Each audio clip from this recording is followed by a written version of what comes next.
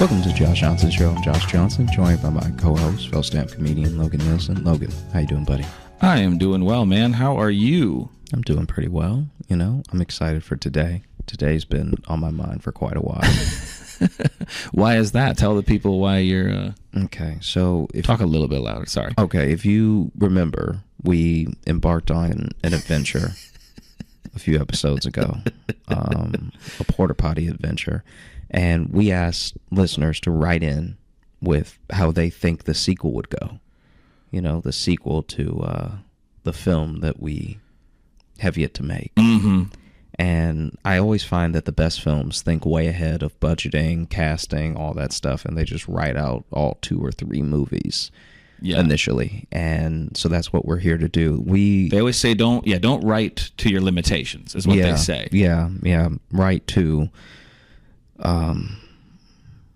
like the very edge of your imagination. Yeah, right to the crimes you want to commit on your audience. So I'm going through and starring them right now, and I will say, Josh, we've got quite a few. Yeah, we're going to be reading what you wrote in as far as sequels to the porta potty adventures. Okay. You want to take turns reading these two? Yeah, that sounds good. Okay. You want me to go first, or you want to go first? You should probably go first. Okay, so I've got 1, 2, 3, 4, 5, 6, 7. I've got 8 here right now. Oh, jeez.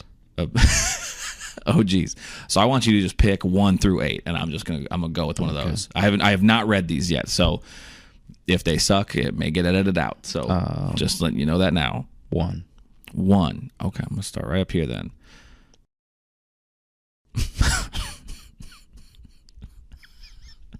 Like I said, I did not read these. This one's mostly just title, so I like this because this is from Vincent.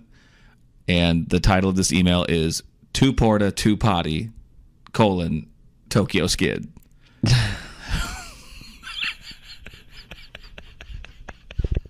And all the email says, it just says, in this one, the shit really hits the fan. And that's it. Like I said, I hadn't read these yet, but that's all it says. That's so funny. Wow. Points to the title, though. Yeah, points to the that. title. I like that. Let me see. I'm going to pull up just really quick for people listening now. It's not that many episodes back, but if you are looking for context to this episode, it's JJS number 117, Porta Potty, A True Crime Story is where this all started. And so these are sequels, projected sequels. I guess we didn't explain it. Do we need to cover it all, what the story was? You just pitched the idea of a murderer who blows up toilets at every crime scene. And then I believe it devolved into really just a man. I mean, it's actually best to not recap it because I feel like it would just lead to confusion.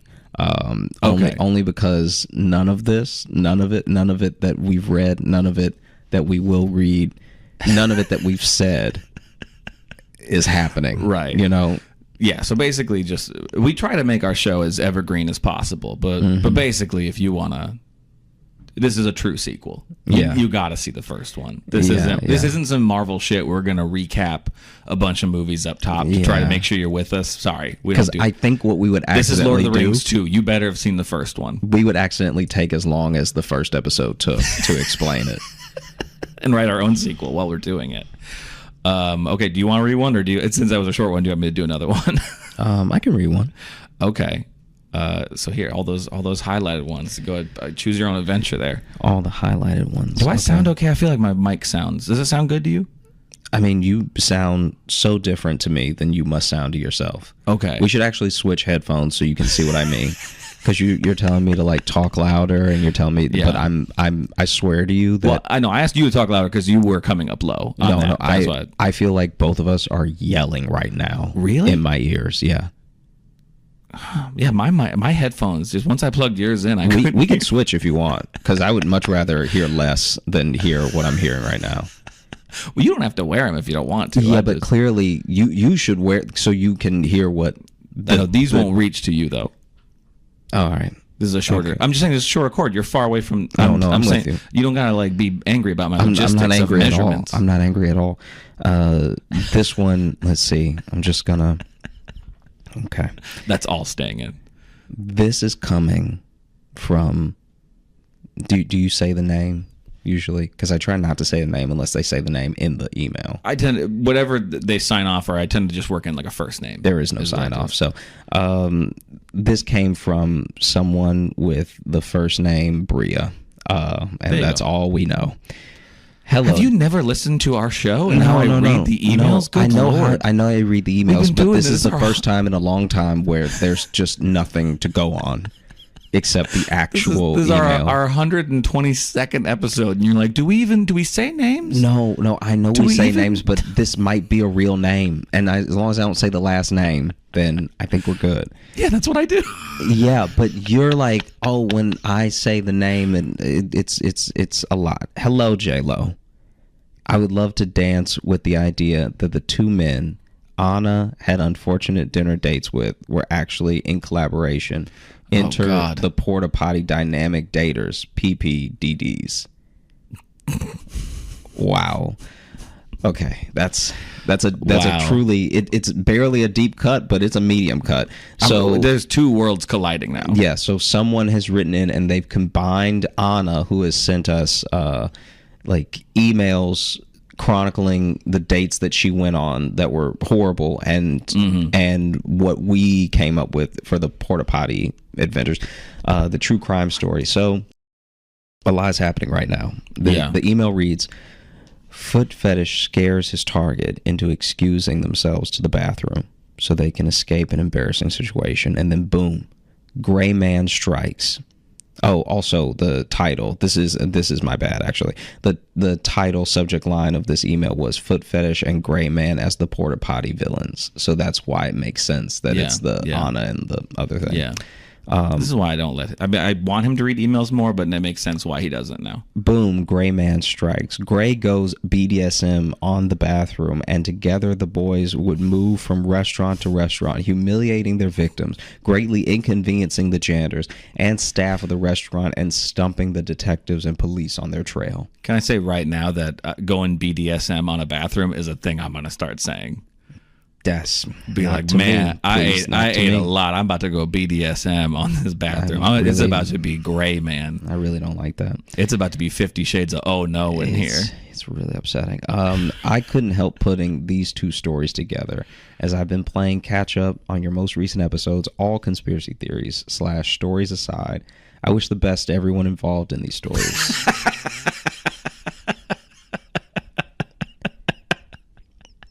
Yeah, whether the story is real or fake, I just hope everyone's fine. And to Anna, I hope you find a man who treats you right. Absolutely love the show. Thank you both for all that you do. Well, thank you, Bria. Thank you so much. Thank you for adding an extra layer that I didn't see coming. Maybe there is some sort of extra person that besides the main villain in the sequel, you know? Well, maybe what we find out is that the killer, the murderer that the detective is chasing, he is following the man who is having the bathroom troubles to cover up his own crimes. You know what I mean? To lead the police after him. You know what I mean? Yeah, I think I know what you mean. You know, he's trying to as a scapegoat a little bit. Mm-hmm. I like that. Yeah, let's keep it. Okay. Yeah, let's keep it.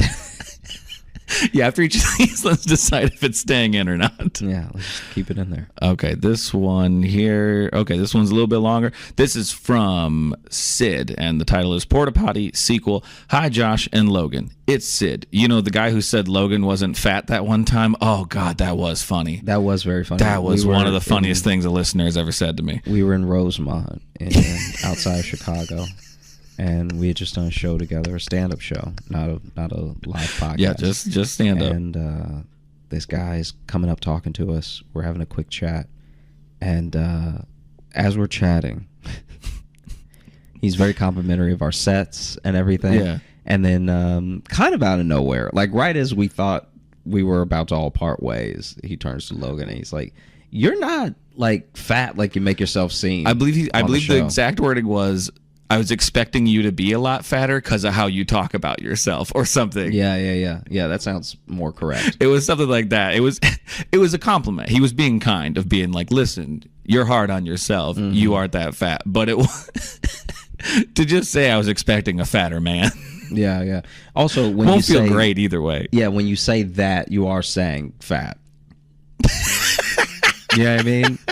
It's like when people say something's not that bad. It's like, so you're admitting it's bad. You're admitting it's not great. You're just saying it's not as bad as people have made it seem. Ooh, thought this would be worse. Is what? Yeah. Which was still, I could tell it came out wrong, even when he said it. It's like we have a lot of listeners who come to shows now and they don't, they know your stand up, but they don't really know my stand up, and they'll be like, "Oh man, like I didn't know what to expect," and like, "You're funny too," and I know they're being complimentary. Mm-hmm. That wording doesn't feel great because it means they went in maybe expecting me to suck, or just like not really knowing what the show would be. Right? Yeah. Like maybe they thought that we'd just be up there together. Yeah, that we'd be together. I'd just be off to the side, just laughing at your jokes. I wonder if what they imagine it's going to be. I have nothing. Yeah, I thought they'd be sitting next to you. Yeah. But I loved hearing the process of you guys coming up with a whole movie script on the fly in the Porta Potty Killer episode. I like coming up with stories too, so here's my shot at a sequel with a twist at the end. Hope you guys enjoy it. All right, here we go. The retired detective is woken up in the middle of the night by a phone call from the police chief. The chief is asking him to come to a new crime scene despite his retirement. It looks like the Porta Potty Killer is back. At the crime scene, there is a new detective who can't stomach the mess. Three dead, 4 in critical condition, and 6 stalls out of commission. That sounds like Pablo Francisco way of describing the movie. Like when you list it like that. 3 dead, 4 in critical condition, and 6 stalls out of commission. The old detective suspects next of kin, but the killer's son and daughter are both clear. The son hates his dad and is all too happy to see him in prison.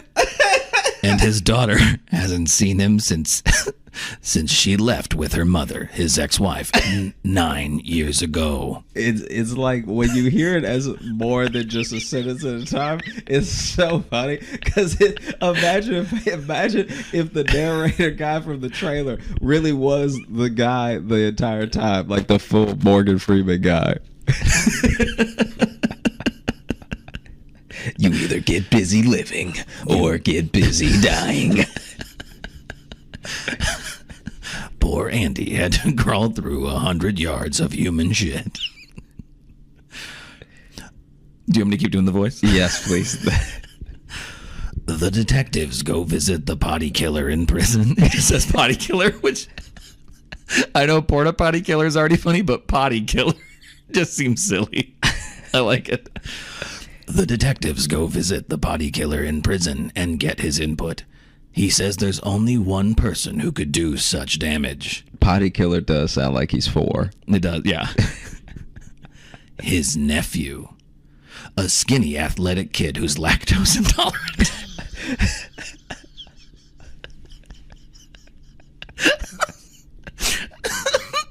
A skinny, athletic kid who's lactose intolerant and has the metabolism of the Flash. He has a twisted mind and he has a twisted mind and digestive system that can eat anything, and it runs right through him. And he's always admired. A twisted mind. A twisted mind and digestive system. And his stomach's in knots. And he's always admired the potty killer.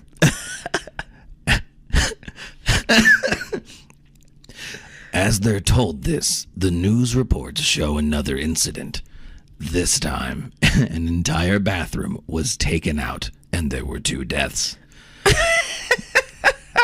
The killer tells them that there must be a mastermind behind the incidents because his nephew isn't that smart and they should look for them first.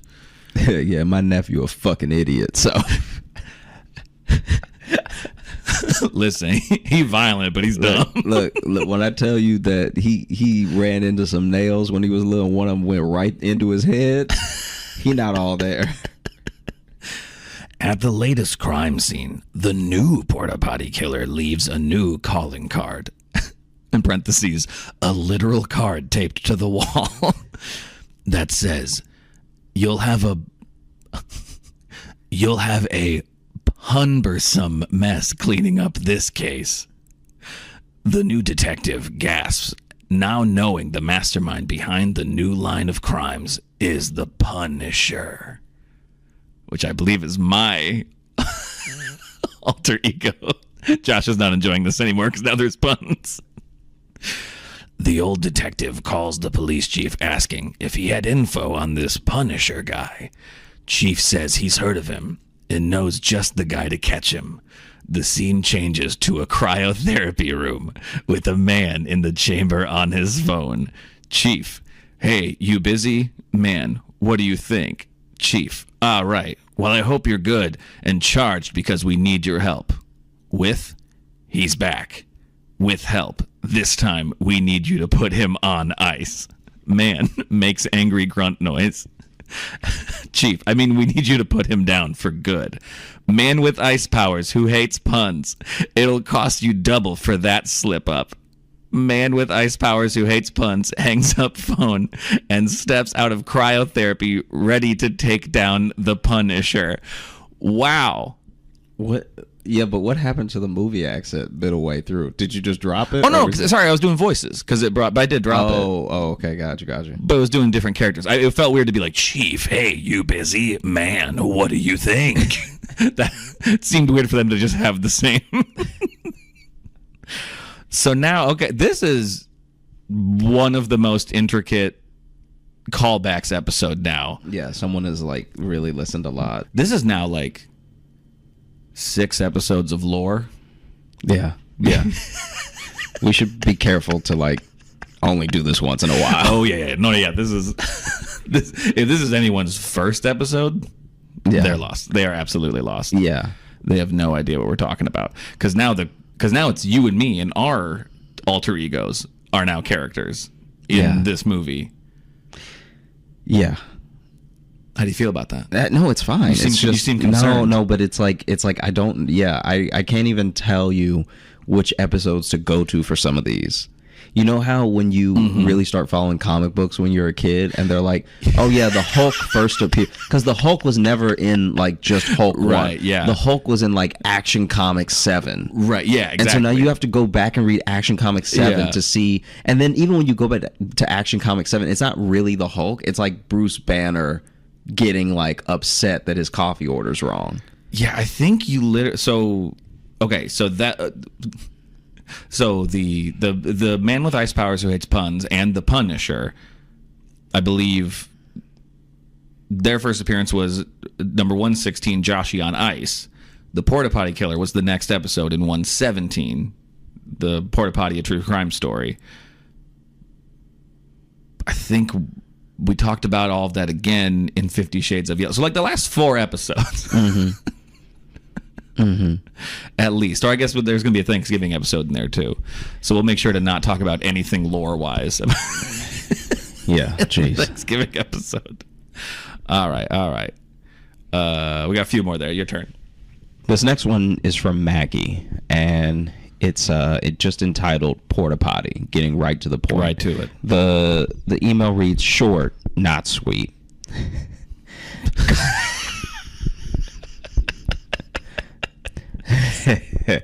Cop who retired has unleashed all the pent-up emotions and, well, shit. Now can't stop. Becomes the guy he arrested in all the facets you went through in the show.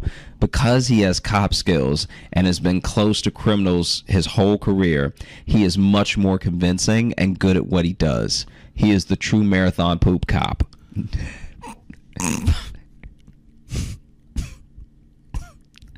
using your list of how to be a good criminal with a few new ideas of his own. And again, it's all about the poop.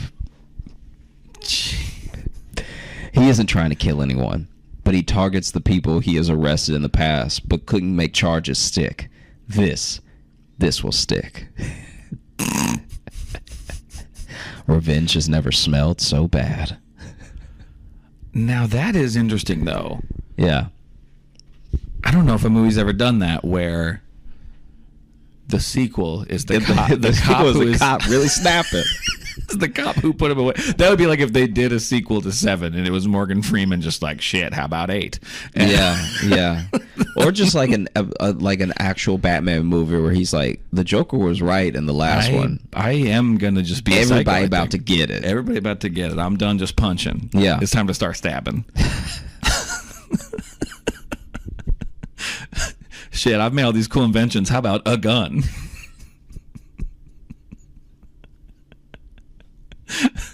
Hey, Lucius Fox, you got some guns for me? I mean, we don't really have those. Morgan Freeman's in this a lot. Yeah. Have you seen when people try to shoot? Have you seen the videos of people trying to shoot a shotgun and then they don't hold it right, so the shotgun flies behind them? Yeah. Okay. That's what I imagine Batman shoots guns like, because he's never really he's never even wanted to pick one up. So that he probably just holding it all lazy and then accidentally shoots and like hits himself in the. Have you seen that video of that person that was shooting a Magnum and then they hit themselves in the forehead? Mm-hmm. Yeah. Yeah. There's a bunch of those where they just and it's like just, pow. There was one that made me laugh so hard because it was this lady with a rifle like on a chair. Mm-hmm. And she might have been in a rocking chair. This is the dumbest setup I've ever seen, like wannabe deer stand setup. And it was a chair. A rocking chair is bad for recoil absorption. It's just more recoil. So then it was a chair, and then it was her in a rocking chair, and then she shot the gun. Yeah, but it was really racked up on nothing. She was really just letting it lay on the chair. So when it shoots, it knocks her back, and she starts rocking. But then it also made the scope like hit her really hard in the head. Oh.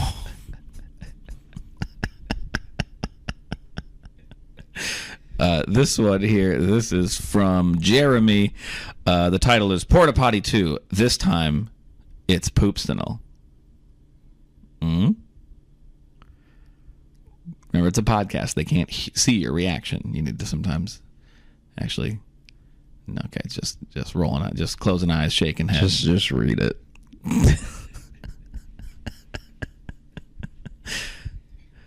It's been 2 years. Do you want the voice again? Yeah. I didn't bring anything to drink. All right. It's been 2 years since the detective retired from the police force. He's been plagued by the events of the first movie and had to retire early due to intense smell-related trauma. His marriage is in the toilet. And his kids hate him.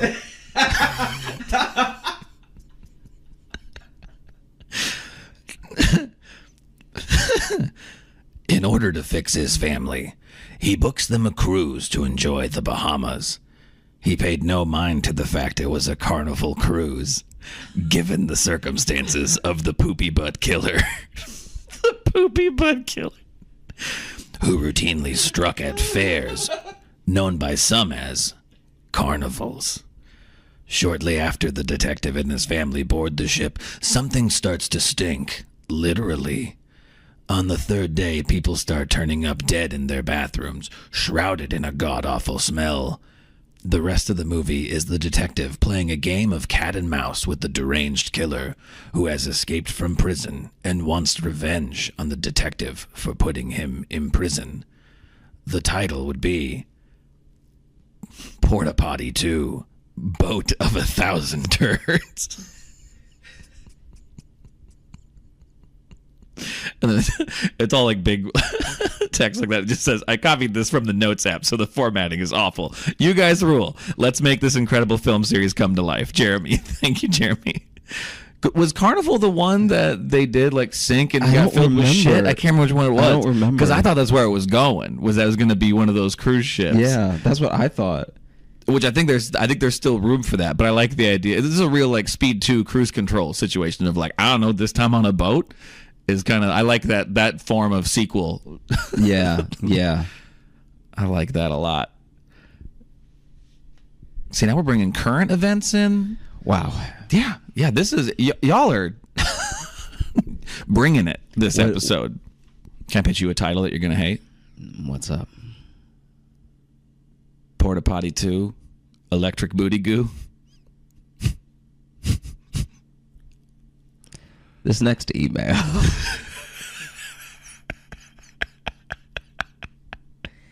Do you get the like electric from our friend like electric boogaloo, Moss. like electric boogaloo? But I went The subject line booty goo, in like poopy. the email. Joshua, like is poopy. Porta Potty number 2, a true crime story in parentheses. Okay, who's this from again? Though, say the name again. Moss. Sorry, Moss. Okay. The opening scene is a detective interrogating the perp one last time before retiring.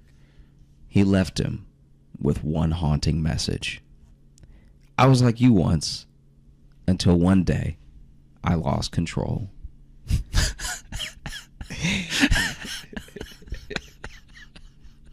Insert time jump. I was just gonna say smash cut to him running down a hall. No. Insert time jump.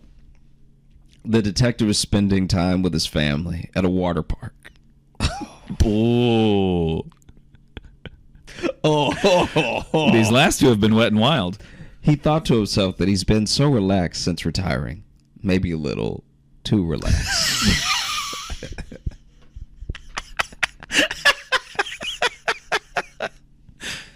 He was reminded of those haunting words right before feeling the need to go. Running out of the pool, he tripped several families.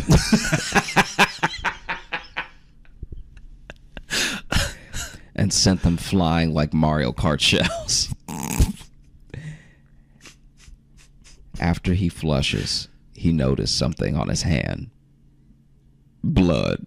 Oh, thank God. Thus begins his trail of toilet terrorism and his collection of bloody toilet handles. His young ex-partner unknowingly is searching after him and turns to the original pooper trader for advice. Pooper trader. I like that. Hijinks ensues. Make it a great day. Boss. Make it a great day. Wait, so this is... Okay, so at first I thought this was going to be I thought it was a prequel, but it seems so the insert time jump means... So then this is another one where the detective becomes the killer again. Yeah. Yeah. Okay.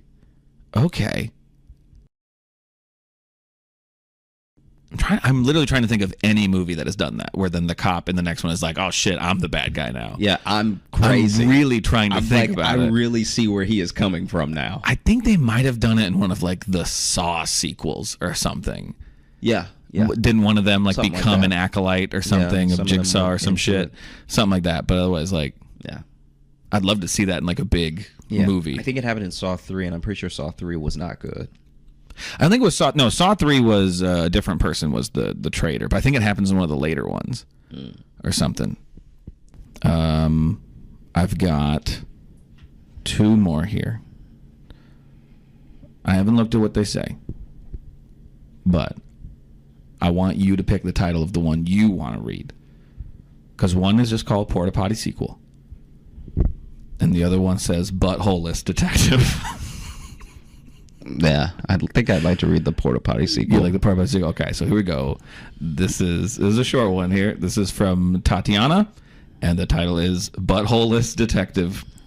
Hey, Jogan, just wanted to say... Oh, this one isn't even... This is just a review, I think. Hey, Jogan, just wanted to say I almost ate shit up the stairs laughing when Josh started going off about the detective without a butthole.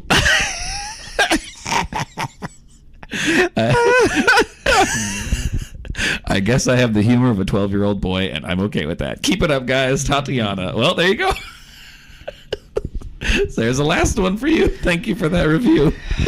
Wow. Okay. Can you do me a favor? Since we're on the last one, can you hook my headphones back up? Oh, yeah. Yeah, just especially if I try to do any voices or anything. Okay. I mean, I can do it too if you want the movie voice, but... No, it's okay. Okay, let's see. There we go. Okay. It's a very behind-the-scenes episode, too. We're going to have a lot of... This is what happens when you record your podcast in a hotel room. Okay, this one is from Jesse, and it's titled Porta Potty Sequel. First time writing in, and I personally think this is the best episode. Big fan of the goofy point of view on a serious situation type of comedy. My name is Jesse, and the sequel would be as follows. Our hero, after being able to rid himself of the internal issues and taking that well-deserved shower, trudges over to...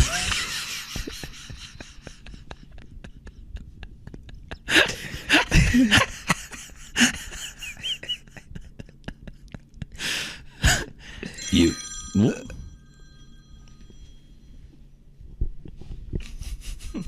Sorry, getting a phone call now. Yes. Hi, recording with Josh. Oh, sorry. I thought you were going to be done recording. I was going to see what you were up to. Nope, we're in his room recording, so you're safe to go into our room now. Okay, I'm getting ready to head home then. Okie doke. Love you. I love you. All right, see you in a little bit. I'll cut that out, but... No, don't. Seriously, they need to see what we're like.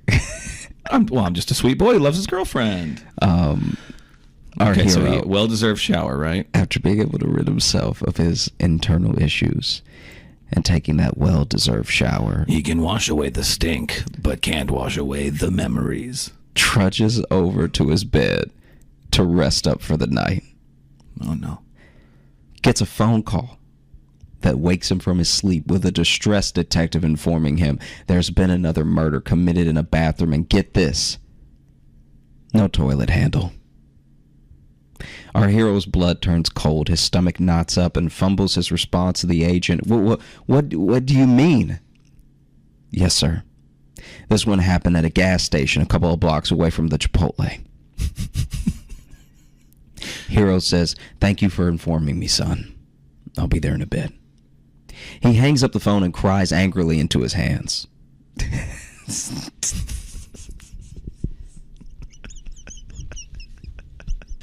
Here's the thing, it's happened in like real life, but it's so funny the idea of somebody getting off the phone, crying into their hands, and then showing up. Yeah. Then they're like, all right, now off to work. It's like when y'all were talking about brunch this morning. It's like, imagine if you had called me. It's like, hey, we're gonna go to brunch. You want to come? I'm like, yeah. I'll be in the lobby in a little bit. And then I cried into my hands. And then met you downstairs like nothing happened. No. Okay. All right. Boy, this is really an unfortunate angle on me, too. Sorry, now I'm just critiquing the camera that's on me. Okay. Cries angrily into his hand. Oh, it's an angry cry, too. It's not even just a sad cry.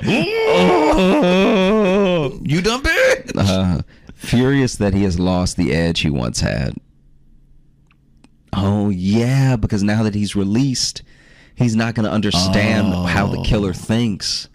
And so he's crying angrily into his hands because he blew his butt out.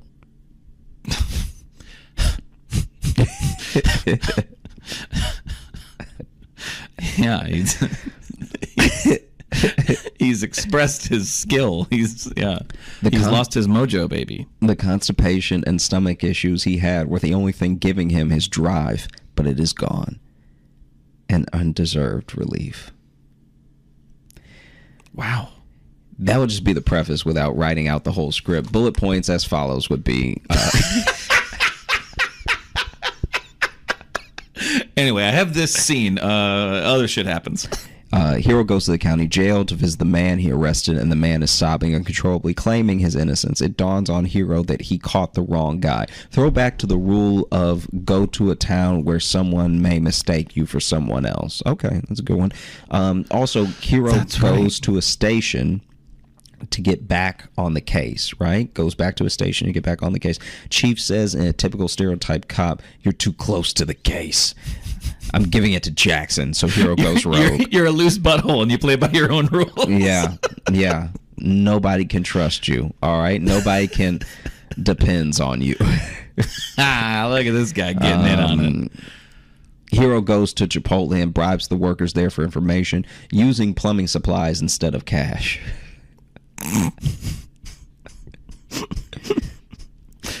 That's pretty much all I got. Don't really have puns for the bulk of the movie, but the title would be Pour to Potty, Lingering Scent. Ooh, I am a fan of Pour to Potty is great, and Lingering Scent is wonderful. Thanks for reading, and keep rocking on, guys. Well, Jesse, thank you so much. Yeah. What a way to end. Oh, God. I'm sorry. Just threw my phone at the ground. I'm sorry.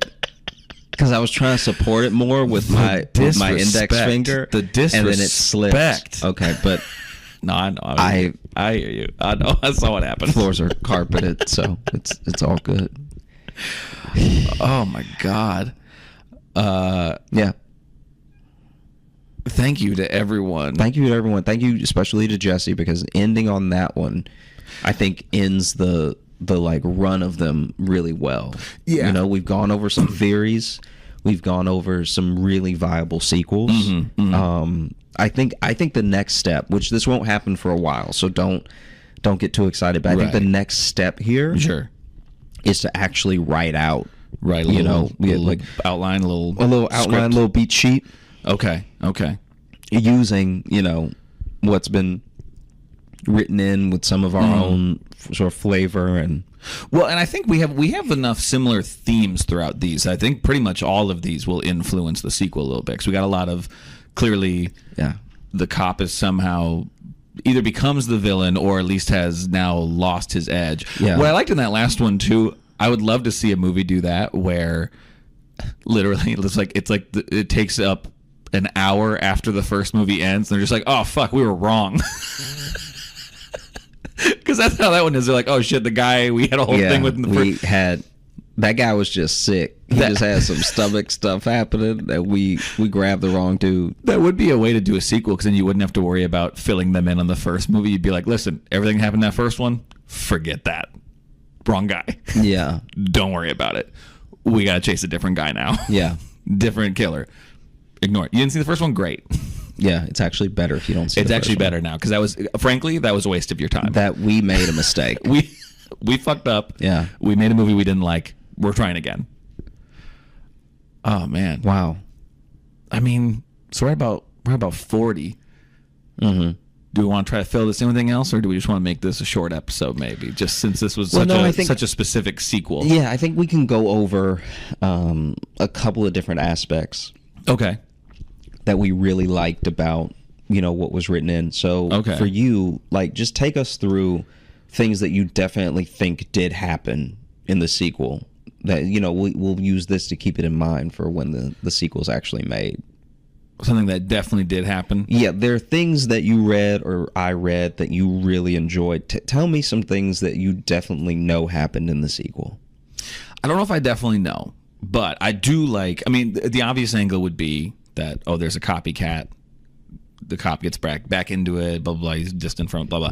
I really do love the angle of him just becoming the porta potty killer now, because he finally took a shit and now he can't stop, and it's led to a world of trouble. Mm-hmm. I really like that. I really think it's on theme with. Okay. It really like. It really keeps the heart of the movie, which the heart of this movie is the butt. But it's all about poop. It's all about the porta potty. It's all about the bathrooms are the main clue, right? Do you think anything about his diet is going to be addressed in the second film? I think we have to. I think we have to address his diet. I think that we need to address how much bread. Jesus Christ. That's my brother. I'm not going to answer that one right now. But Okay. everyone's calling me, and I have my phone on Do Not Disturb, but it's the people in my like call list, like important people. Yeah. No, I'm with you. Yeah. It has happened to me. Yeah. So of course it's only the people calling me that it rings for. Yeah, I think we need to address the amount of cheese that he's probably ingesting, you know? Well, and now that he's on the run, I think there's a panic of trying to figure out how to stop himself from being, because he's not becoming the killer on purpose. He's truly, because like we covered in the first movies, like was that killer really a killer, or was he just pushing people out of the way on the way to the toilet? Because even at the water park, he's tripped several families. Yeah. Which means he's tripped at least like 27 people. Exactly. Because a family is a unit. So you tripped a lot of people just for it to be one family. Yeah. So if you trip several families, Exactly. you're laying waste to some ankles. There's some knees that are never going to be the same. It's tough. It's tough. It's tough. No, it is. It's like okay. The way you just look down is you look like it's something you've done. No. It's just you see a person change. You see like this character change over time. Yeah. This is someone that wanted to do good. This is an internal battle that a lot of people in their actual everyday lives are fighting. They're fighting to not become the villain. Yeah. You know? Yeah. So we see it in movies all the time. We see it like it's a common theme in film. But in real life, there are people who are like, am I going to be not even the villain, this person's villain today? Am I going to become my villain that I've been chasing? The person I've been working to put down, have I accidentally become that villain? And in a way, I've seen it happen in front of me just now, because last couple episodes, you've been saying some puns. I've been saying some puns? Yeah. I've said like 2. I'm saying you used to say none. No, I would say a couple. But I feel like I've gotten to you. You haven't gotten to anything. I feel like you can hurry up and go to hell. I feel like the man with ice powers who hates puns is becoming the man with ice powers who kind of likes puns. No, don't do that. All right. Okay. You're not affecting anything.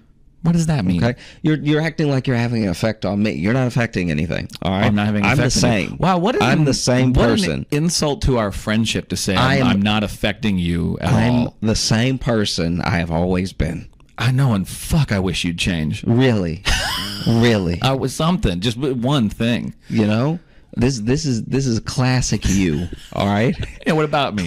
Classic you. I'm trying to dig deep into plot progression and character development, and you're over here making it about me. Oh, sorry that I made it about you on the show called The Josh Johnson Show. But how dare me to bring Josh Johnson? The sarcasm is not helpful. All right. You see the sarcasm? All right. You forget that you wanted this show to be your name, and you're always mad when I bring you into it. No, I'm not always mad when you bring me into it. You creamer drinking bitch. You used it to distract, and you like to bring up old stuff. Yeah, you clumsy. You like to pull up old clumsy ass creamer drinking. Okay, because you wanted to play innocent. You wanted to play innocent like it was just me, but I knew you could feel it too. All right, you were coming at me sideways. And I called it out as soon as I saw it. Couldn't help yourself, could you? I wasn't trying to call you out. I was trying to elevate your point by saying I've seen it tie into real life. Mm-hmm. The way you said it, the way you were trying to say you were seeing me be seen. Say that again. Came out pretty insulting. You know, came out pretty weird, and then it didn't take long. It didn't take long for me calling that moment out. Yeah, to us to get to the creamer and to the clumsy and stuff. So you know, I know what you think. All right, I know what you're thinking at any point where we're over here, you know, acting like I'm being unreasonable. But I'm just calling it the way I see it. I didn't say you were being unreasonable. No, but you were looking at me like I was being unreasonable. The point I literally made, sarcasm in your voice. The point I literally made was to say you were being reasonable and making a good point, and I was tying it in to our show. Which, to bother you, but most of these emails were tying in other stuff from our show. How about this? How about you slow down and quiet those plosives on the point? All right, don't hit me with the point. All right. You coming at me with the point I was trying to point out to you when I was making the point. Okay. Yeah. So then finally when they discover the detective, the one thing he won't give up is drinking creamer because he's a dumb bitch. Wow. Okay. Wow. Showing true colors. Yeah. True colors. Yeah. This is fun. It's always good getting to see you. Getting to see the real you is what we're getting to see.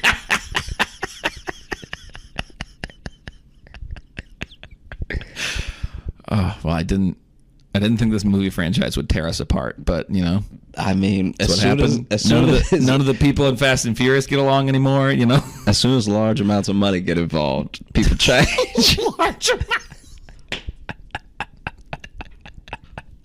We haven't even made the movie or made anything off of it. We're already just assuming it's going to be a hit, so we may as well get to the feud now. Yeah. Fuck it, this is going to be huge. You're dead to me. Before pen ever meets paper. Yeah. What about you? What happened in the sequel for you? I think for me there was a lot of the detective coming to grips with the fact that maybe he got the wrong person and maybe he understands this person more so than he'd ever want to admit. You know, okay. I feel like I even said that in the initial. I think so. In the initial one, yeah. Yeah. But I think that now it's obvious. Like now people are almost suspicious of him because they're like, why do you know so much about butts? You're not a doctor.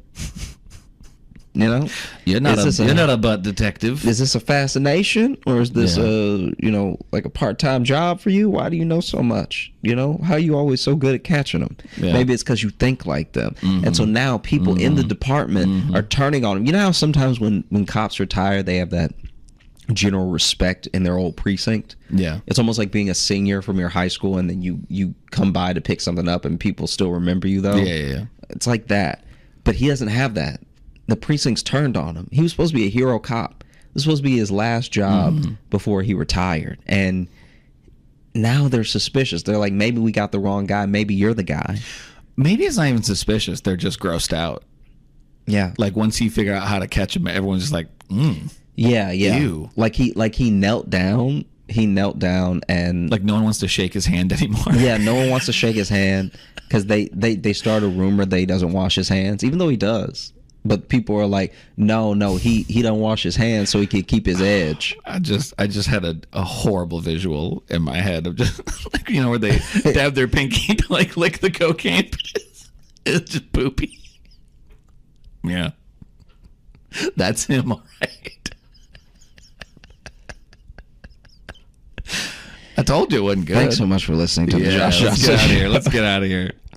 We did a crime here. The real crime was committed here. We had a great time recording. I hope you had a great time listening. If you are looking to catch up with us on any of the socials, you can find me at Josh Johnson Comedy on Instagram, TikTok, and YouTube. We're going to be posting clips of this show. Yeah. And if you're looking for Logan, you can follow me on Instagram at Logan M. Nielsen. And if you want to get into the mailbag, like all those people did, you can email us, joshjohnsonshow@gmail.com. I can't promise we'll read any more porta potty sequels, but I mean, if you got one, you're welcome. Yeah, we'll put them in a folder. Yeah, we'll hang on to them. I can't promise we'll take up more time. We'll archive them. But when we're ready to tank our show, we'll do this again.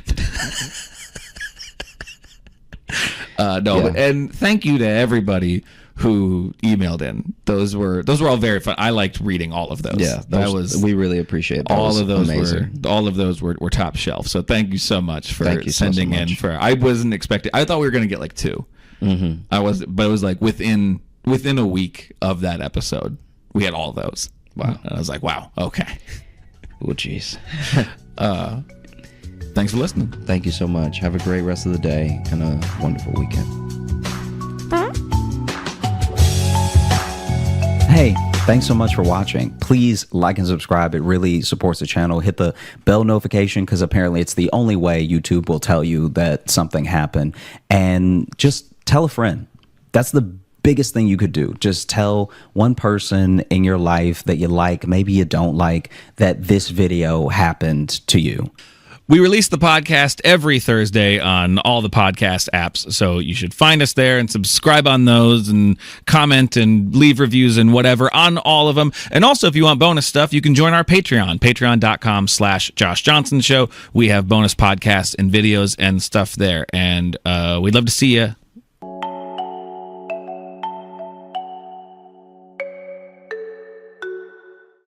It still sort of blows my mind. I can't believe it, if I'm being honest. I can't believe that they agreed to do it. Like, both of them agreed to. Like, Trump and Biden are going to debate.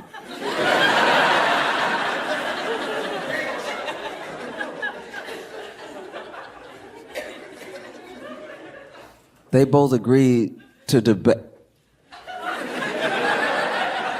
This was crazy about them debated. We know how we feel. Like, it's weird that both of them were like, you know what'll do it?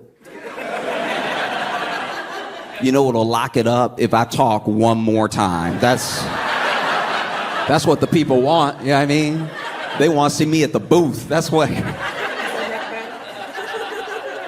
No, it feels crazy. There will be, I can only tell you this. It's months away, I'm sure. But whenever it happens, the only loser will be us. We will...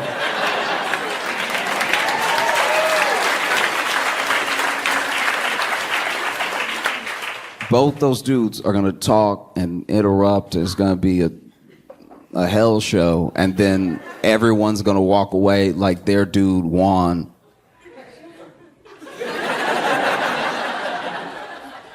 And I do my best to be honest with you and be honest with myself. It does make me nervous, and I think everybody's nervous. I think all parties involved are nervous. You know, I'm nervous for Biden to debate because I'm nervous when Biden talks.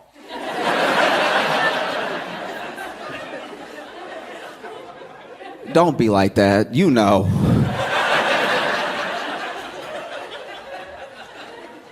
You know what I mean? Like, I think this is the best way I can relate it. Because Biden starts sentences ambitious. The way I relate to how Biden talks is when I first moved to Chicago, right? I didn't have much. And I moved, and I really wanted to clear my head because I was overwhelmed with the move, right? And I was like young, but I was still scared. I didn't feel like I knew enough people to really have like a support system or anything. And so I was like, you know what? I'm just gonna learn the area. I'm just gonna go for a walk, and without my phone. I don't want to be in my phone. I want to learn the neighborhood. I'm gonna go for a walk. I'm gonna clear my head. So then I left my phone at the apartment, and I just went for a walk, and it felt good. It felt genuinely great to just not have people texting me, not be getting notifications on my phone, not get distracted from anything by my phone, and just look at what a beautiful city I had just moved to. And the weather was nice. Y'all would have appreciated it. It was very sunny. All the white people were smiling at me. It was, you know, black people too, but just there's a certain, I don't know. And, you know, after a while, you know, 10, 20 minutes, I don't know. I didn't have my phone. So I don't know how much time had passed, but I got to the point where I was like, all right, I'm feeling good. I feel better. Let's go back. And I turned around and I was like, uh-oh. Because I just moved to a new city and I knew my address, but I didn't know much else. I don't know how many lefts I took. Like, I was just sort of following the sunlight. I was letting them lead me. And then, you know, now I'm like, uh-oh. And so it took quite a while. It took a much longer walk than I anticipated for me to get back home. And that's what every sentence Biden says feels like. It feels like... Because you can see when he start, he ready. When those first two words in, it's like when somebody try to run and they can't really run. Because it's like he start off hard, and then by the middle, you can see in his eyes, he's like, oh, where was I? And then by the end of the sentence, he's like, I think I stuck it. You know, so I'm nervous for Biden to talk. And I know Trump's team is nervous for him to talk, not just because this debate is going to have certain stipulations, like they're going to cut his mic if he goes over time. There's all this stuff. I think that genuinely Trump's team is like, he's finally going to say it.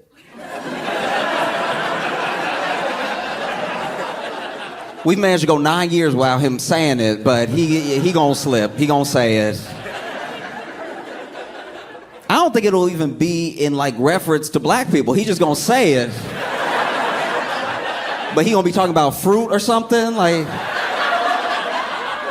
even racist people will be like, huh. That's not how I use it.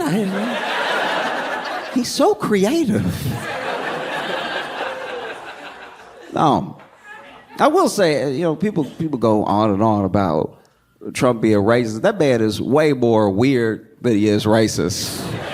Trump's racism is like here. His weirdness is top notch. Because, like, I got to watch a lot of the news. For work, I have to watch a ton of news. I have to watch not everything because it's not humanly possible, but I have to watch things over again. I have to go back. I've watched so many of his rallies, right? I've watched a ton of rallies. And he has a thing at his rallies where it feels like a wrestling match. I can understand why people enjoy going.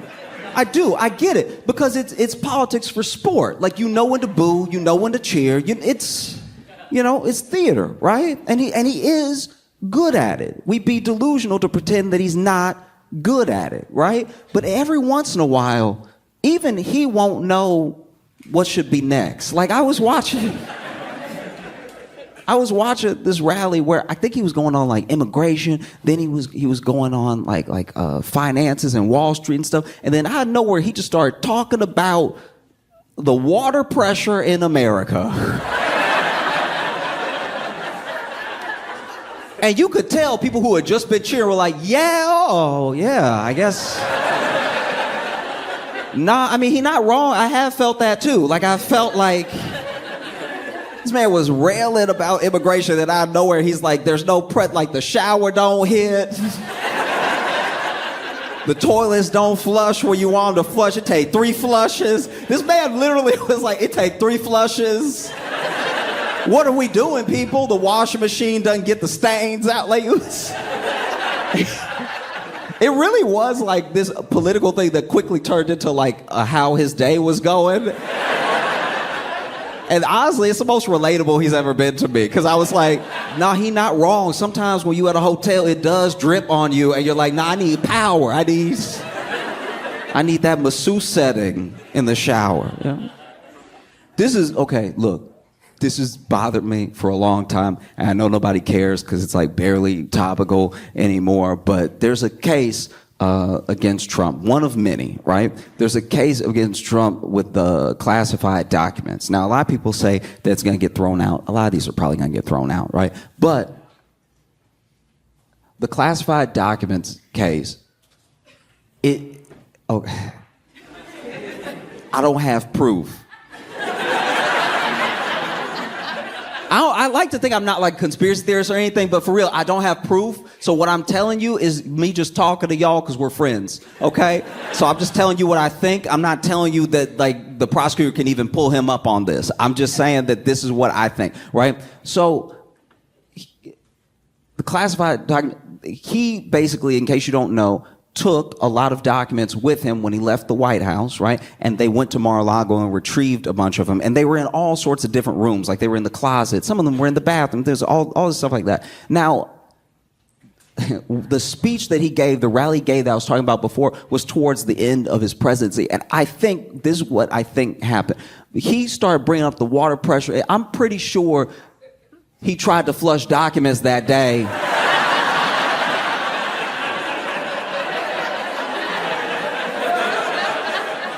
Before the rally, they were like, Mr. President, we have to go. Like, we have to go. We're going to be late. And he's like, he read something that didn't seem good. Everybody jokes he can't read. The man can read. He probably read it and was like, this one. And then he flushing, and because it's printer paper, it doesn't go down like toilet tissue. So then after the third flush, it's not going down. He's like, this country is doomed. All right, this should have been gone down. And so then when they went to Mar-a-Lago and there were all the documents stocked up to the ceiling in the bathroom, people were like, why were there documents in the bathroom? I think that those were unflushed documents. I think that... I don't have any proof of what I'm saying. Take it all with a grain of salt. We're here to have fun. But no, I do think Trump's team is a bit nervous because the agreement for the debate had like very specific stipulations that like some people saying were fair, some people were saying were deeply unfair and everything. But a lot of it just doesn't play to what Trump is good at. You know what I mean? Trump is good with a crowd, and they didn't want to have a crowd, stuff like that. And I don't know. As much as I, pick on Biden about talking, Trump has his stuff too. Like, I remember that time he tried to say origins. In case you haven't seen the clip, it's phenomenal. Basically, it's rough, because I'm not even kidding, I'm being real with y'all for a second. I did feel bad for him in that moment, because you can tell he know the word. You can tell he trying to say orange, or he's trying to say origins, and he keeps saying oranges. But he doesn't mean to. It's like when you keep texting the same auto-corrected word, and you don't mean to, you know what I mean? Like your friend texts you something crazy, and you try to text back like, fuck, and then you end up texting back duck, and then you text duck again. And then you text duck one more time. And then you get upset, so you just text damn it. Like, that's...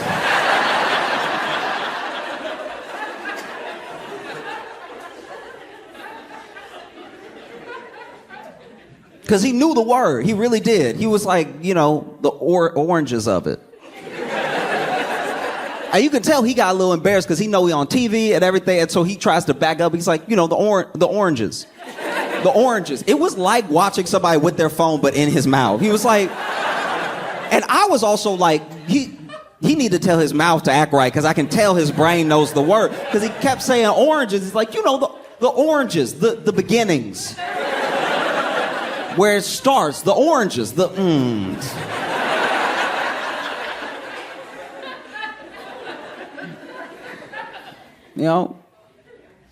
One thing I wish we would have got more of, because it was spectacular to watch, was a real, Trump versus DeSantis.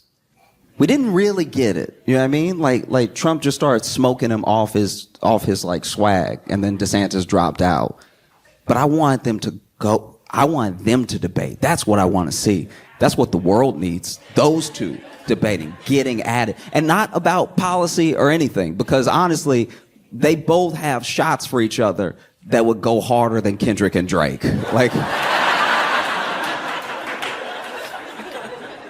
Trump and DeSantis in a debate, all Trump has to do is, do his thing. I'm the president you love, and then DeSantis can just be like, well, I served in the military. Where were you? There was one roast that Trump got in on DeSantis that was particularly spectacular. It was fire, right? Because everybody was making fun of DeSantis for wearing heels, because we couldn't tell if he was wearing heels or not, because he always was like, his height is weird. There's pictures where he's next to people and he's taller than them, and then there's pictures where he's next to other people who are the same height as the other people he was taller than, and he's the same height as them. So people were like, he's wearing platform shoes, he's got to be. And then Trump, ooh,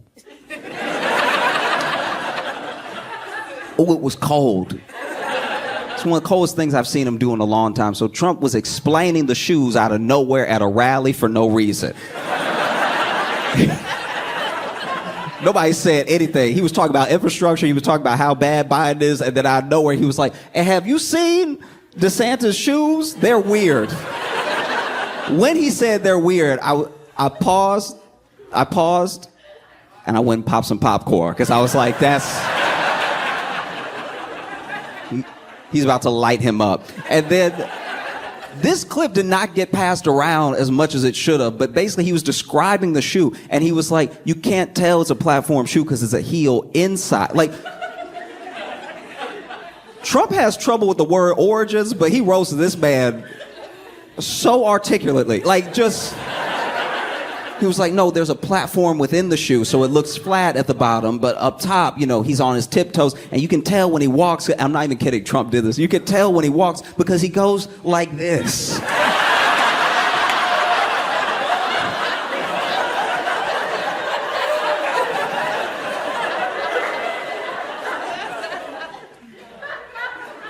Wow. Wow. That's my main thing with the debate, too.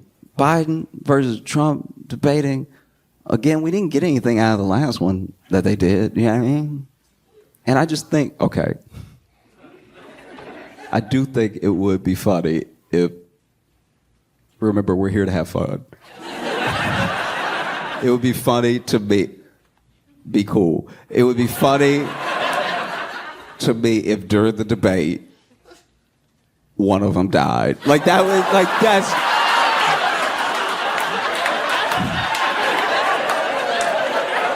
I see some of y'all, no.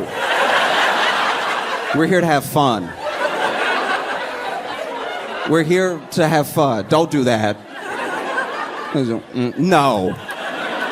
Cut it out. You know that it is, because these are very old men. They're both so old, they both used to be president. Like, yes. Do you know how old you have to be used to be? The job you don't get until you're 70? That would be very funny if mid-debate one of them just tip and die. And then the other one's like, I rest my case.